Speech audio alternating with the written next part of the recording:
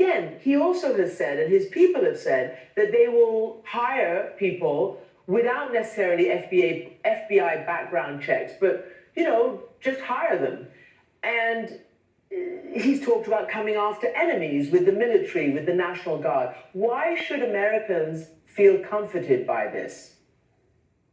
Well, first of all, I completely, as I said before, reject the Hitler analogy and the fascist analogy. Listen, he's going to run a very, very businesslike White House. The difference is that instead of having people slink away quietly and then turn around and undermine the direction he's trying to take the country, he's going to have people that will execute. And those that don't want to execute will be asked to leave, as it should be. Even in a private company, it's the same thing.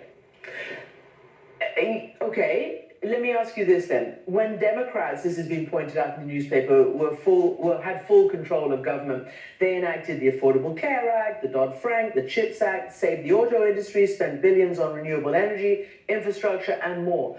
Trump has said, and his people have said, that even the CHIPS Act may be at risk. I mean, all these things, the Affordable Care Act, which is Obamacare, etc. Do you think that he's going to do that kind of stuff? In other words, reverse stuff that a previous administration put in and add to it what he's already talked about, which is mass deportations and a whole new raft of deregulations on everything from climate to business to everything? Well, let me put it this way. I think when the Biden administration came in, there were a lot of what I would call ego reversals. In other words, the Biden folks did not look to see whether these policies actually were working and were good for the country. It was sort of anything Trump did, we're going to do the opposite.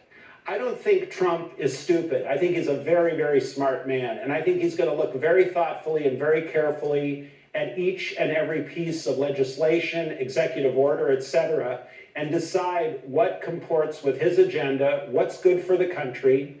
And in the case where it doesn't, I think he's going to reverse or introduce his own. Remember, elections have consequences. They do indeed. As you know, elections have been won and lost over the Affordable Care Act. The American people support it by a vast majority. And the CHIPS Act, I think it did precisely what Trump wants to do, which is to protect American-made, products.